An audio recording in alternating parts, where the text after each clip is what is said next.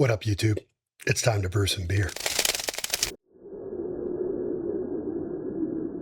What I'm brewing today is a Hefeweizen. I'm making a beer for the New Year's. I am going to bump up the alcohol content a little bit with some brown sugar and some priming sugar, but it is just a basic Hefeweizen recipe. I got my mashing water up to 170, which is what I needed. 3.5 gallons at 170 to hit target temperature. Camera had a little malfunction, so I'm just bringing you up to speed because you missed all that. I have mashed in, started my timer. I'm bringing my hot water up to 153, which is, I think, where I hold it to keep this at 152 for the duration of the mash. I don't know if I had this up last time. Got my custom placard in. One thing I did do a little bit differently this time, I dropped the gap on my mill down just a little bit. I do have a 3-roller mill. If you're gonna get a mill, get a 3-roller mill. I've never had an experience with a 2-roller mill, but from what I've heard, you basically end up running the grains through twice.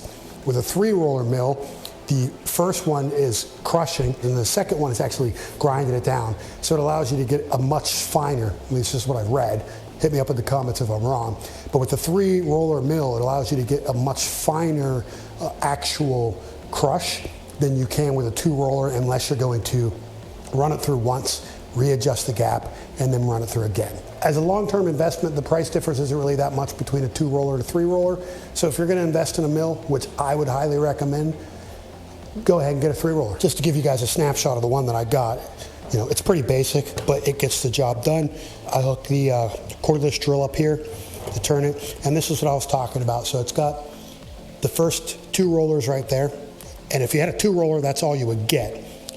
But with this one, there's a 3rd roller underneath. So after it comes through that first gap, and you can set the gap of that one separate from the gap of this one.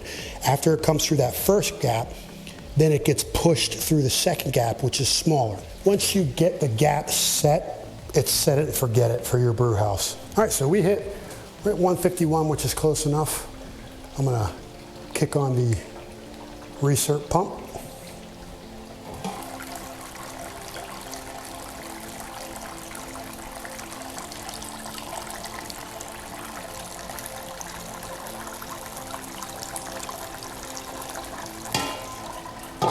And now we wait. All right. So our mash is done.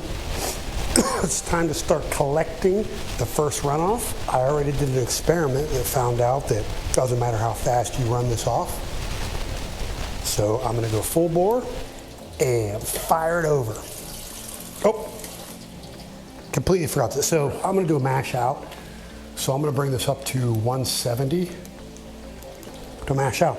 One, it's going to make it easier to get the sugars out to run it off because it'll be a little bit more viscous. Less viscous? Less? Anyway, it's going to make it easier to run it off. And 2, from what I understand, it stops some of the conversion so you don't end up with extracting any unnecessary tannins. I'm not a chemist. I don't know if any of that holds any weight. I just make beer. So now this is going to take, I think it takes about 20 minutes. It doesn't take 20 minutes for my hot water to get up this 170, but it will take some time for the actual mash to get up to 170. We are at 170, we're 167 in there, which is good to go. It's good to go. I'm going to go ahead and start my run. And the nice thing is I did an experiment already, so I know I can run full bore and it doesn't affect my efficiency. So that's what we're going to do. Somebody hit me up in the comments and explain why after you mash for a while it starts to make that dish foam. It doesn't do it in the beginning. I don't know why it does that towards the end. Always stuff to learn. And that is it. So we're gonna kill that work pump, and then we gotta figure out how many we got here. Right at 2.5. So 2.5, and I need to get to 6.75. 4.25 gallons.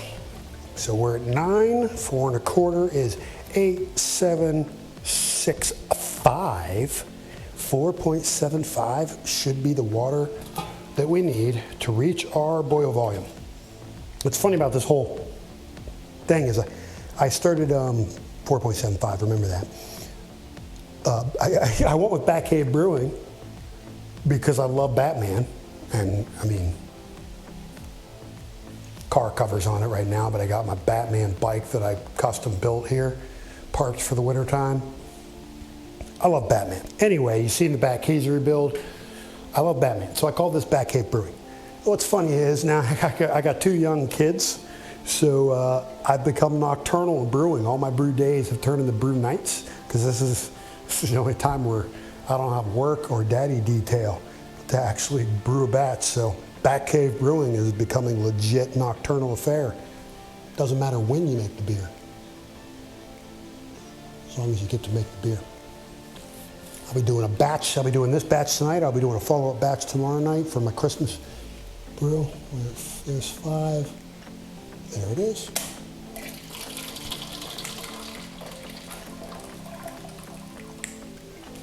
Let me get my wort pump going again just for a minute to reset the grain bed. When I run this, the way my plumbing's set up on my wort pump, I set the valve in a position where it fills up from the bottom, and it also fills up from the sparge arm. Just makes it fill faster. I also did a stir no stir and found out that stirring doesn't make a difference, which is great because now I don't have to spend a bunch of time resetting my grain bed to get the rest of them sugars out. So here we go. Second runoff, again, we'll be going full bore. And we want to get to 6.75, 6.73, but come on. So what I do is I'll put this right, just as a visual aid. That's right at 6.75, roughly. And then once we run this, oh, I gotta get my burner on. You start getting my boil ready.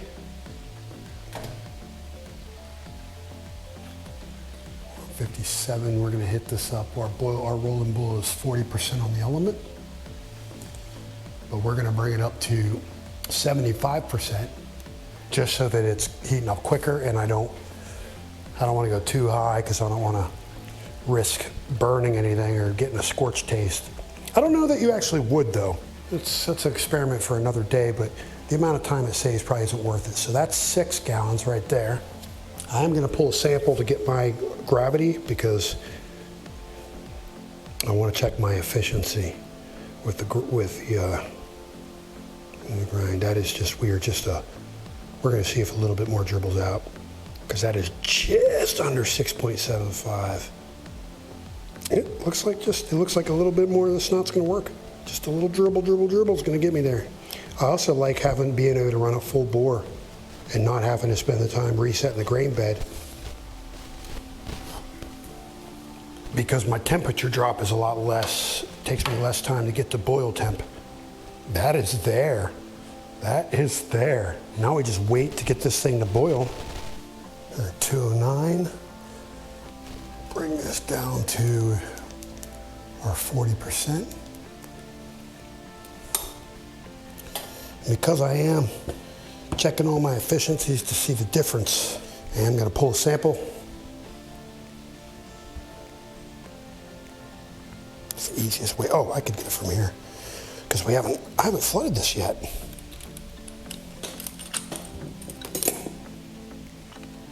Oh, we're boiling. It's a pretty nice color already for Hefeweizen. So our boil started, which means add our hops. This is 1 ounce of German Tettnang. Is that how you call it? Let's start our boil timer. What I am going to do to plus this up, I am going to add, the last 15 minutes, I'm going to add brown sugar. Oh.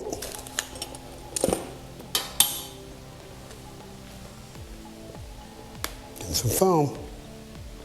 I'm going to add brown sugar and priming sugar just to boost the alcohol content. Filled up a little bit too high. All right. We can add this back since we're boiling. We are at 1.043 when corrected. So I'm gonna log that. I think I gotta get on the PC to actually do the calculations though. We're just gonna let this boil in 15 minutes. We're gonna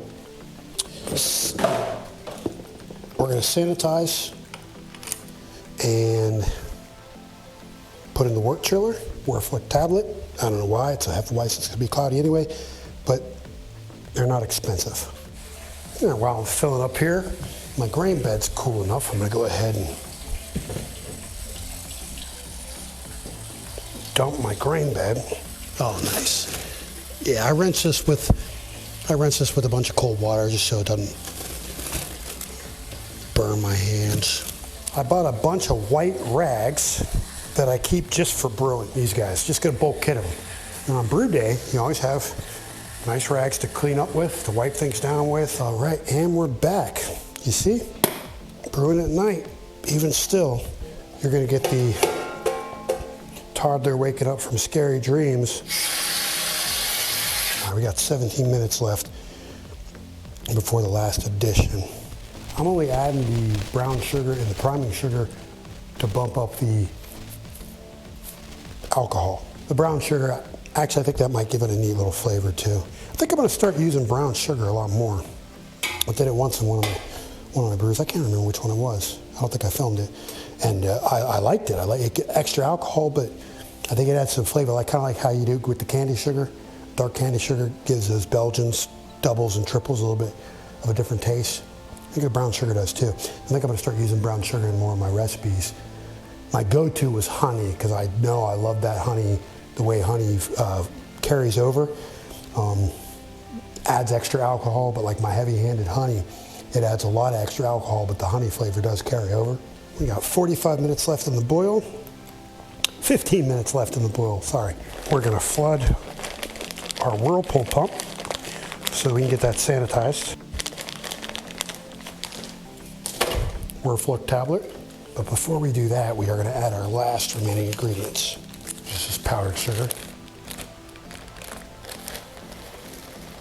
Pretty scientific, huh? That much. Where's my trash? Oh, back here. And some brown sugar.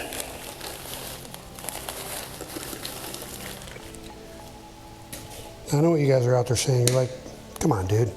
Can you measure? If I had super duper planned ahead, yeah, I would have measured. We're flying off the cuff a little bit here. This recipe won't be so much for people out there to say, oh, well, how can I make that exact recipe? This will be inspiration for you guys to try things you've never tried before. Get that in there so that it gets sanitized. Prep to chill. 11 minutes left. Let it boil. And that's it, y'all. That's the end of our boil. Get our whirlpool pump going. Get our wort chiller going. Start cooling down this brew. It smells good. I already got my fermentation chamber prepped, set to 68, because that's what both of these guys are going to ferment at. It's saying about 14 days. But luckily, I've got a month and a half. Well, I got a month till December. I got more than that for Christmas, but yeah, these will definitely be ready for the holiday season.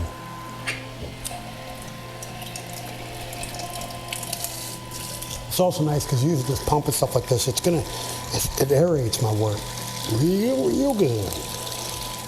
And then I'll give this guy a quick rinse. Ooh. It's time for me to buy some new O-rings for my quick release.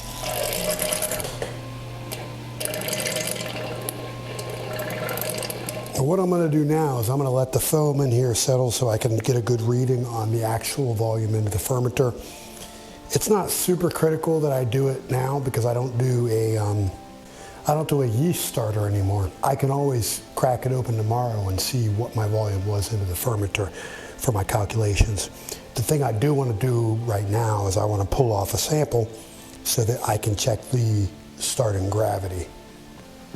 And because I don't have my other shot glass cup out here, I need to, oh, okay. Gonna MacGyver some stuff. I need to elevate you. Kids, do not try this at home.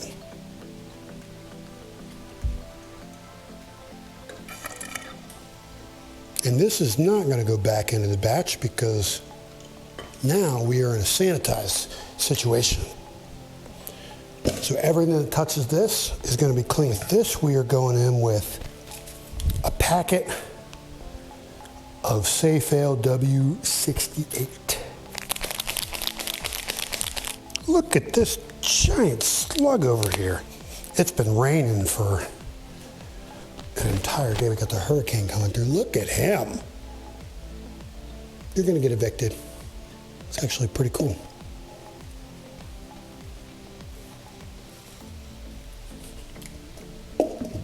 Lock the lid, turn it so that when it's in there I can actually see if it's bubbling. I like these airlocks. I like it because it's real easy to see when it's bubbling. It's easy to see when the fermentation is done. A little bit of core workout. And the first one is in.